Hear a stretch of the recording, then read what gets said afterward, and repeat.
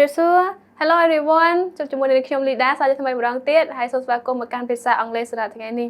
ហើយនៅថ្ងៃនេះផងដែរនេះខ្ញុំនឹងបន្តមេរៀនទាក់ទងជាមួយនឹងរោគសញ្ញាហើយនឹងរបួសដែលភាសាអង់គ្លេសរបស់យើងគឺយកអំពី symptom and injuries ចាអូខេចង់ដឹងថាថ្ងៃនេះយើងមានពាក្យបែបណាប្លែកៗបែបណាហើយខ្ញុំសង្ឃឹមថានៅក្នុងវីដេអូនេះបងប្អូននឹងស្គាល់ច្រើនចានៅក្នុងដែលយើងចង់ប្រាប់គេថាខ្ញុំកើតមានជំងឺបែបនេះ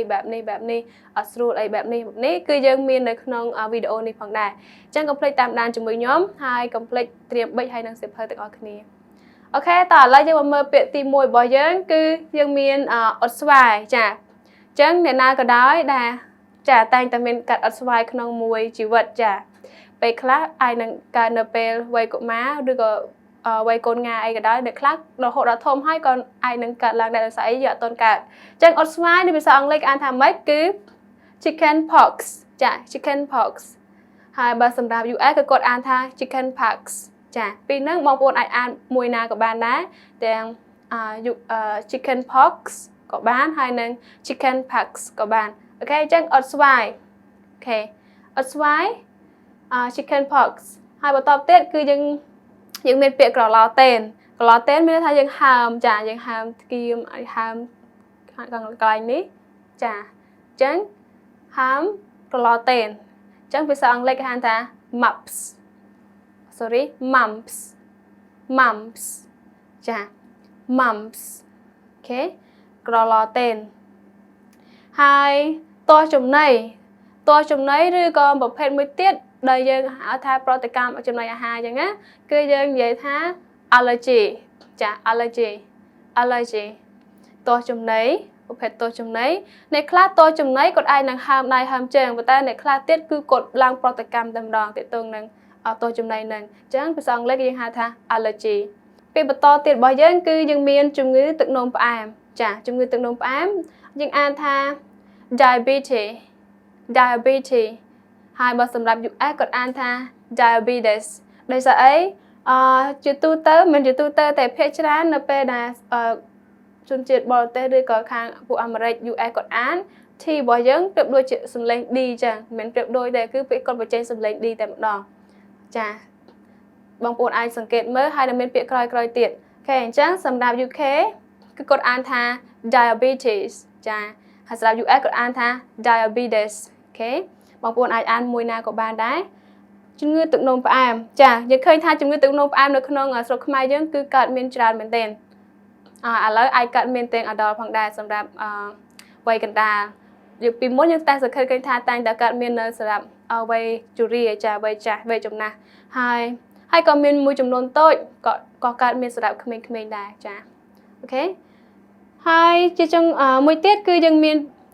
hurt ចាអ្នកខ្លះគាត់កើតរោគ hurt ចាគាត់ hurt គាត់ត្រូវការបំពង់ hurt រហូតប្រចាំហ្នឹងចាអញ្ចឹងភាសាអង់គ្លេសរបស់យើងគាត់អានថា asthma ហើយបើសម្រាប់ US គាត់រៀងតង់បន្តិច asthma ចាគាត់រៀងប្អូសកន្លែងនេះបន្តិច asthma ហើយបើសម្រាប់ UK គាត់អានធម្មតាទេ asthma អូខេអញ្ចឹងសូមទៅមើលបន្តទៀតជាមួយខ្ញុំចាឥឡូវយើងបន្តជាមួយ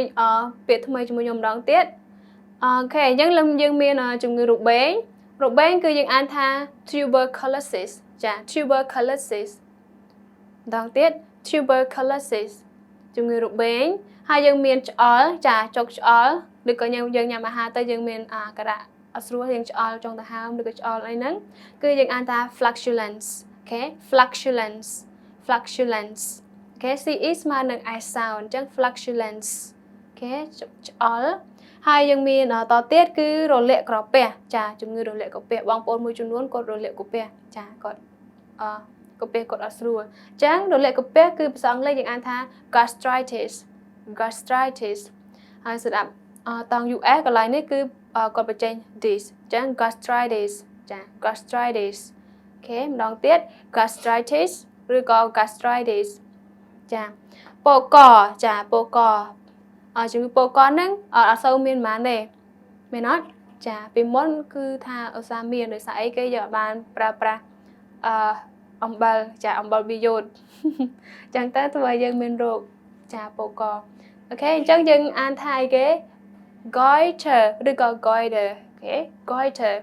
goiter goiter okay បកកហើយជំពាក្យចុងក្រោយរបស់យើងគឺយើងមានជំងឺគាំងបេះដូងចាពាក្យនេះប្រហែលជាបងប្អូនចេះច្រើនចា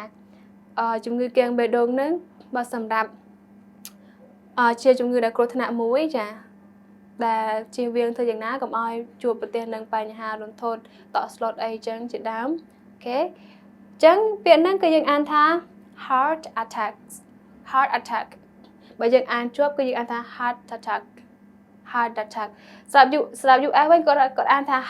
heart attack ចាក៏ភ្ជាប់ T មក the sound ហើយគាត់ហៅថា heart attack អូខេប៉ុន្តែបើយើងអានធម្មតាគឺយើងអានថា heart attack អូខេ heart attack ចឹងជំងឺគាំងបេះដូងចាសម្រាប់វីដេអូនេះនាងខ្ញុំមានតែត្រឹម10ពាក្យប៉ុណ្្នឹងឯងហើយនាងខ្ញុំមានវីដេអូចុងក្រោយមួយទៀតដែលនិយាយអំពីរោគសញ្ញាហើយនិងរបួសផងដែរគេបើសិនជាបងប្អូនពេញចិត្តនឹងការរៀនវីដេអូរបស់នាងខ្ញុំកុំភ្លេចចុច like និង share វីដេអូរបស់នាងខ្ញុំផងដែរជាចុងក្រោយនាងខ្ញុំ Lyda សូមអរគុណនិងជម្រាបលាបងប្អូនទាំងអស់គ្នា God bless you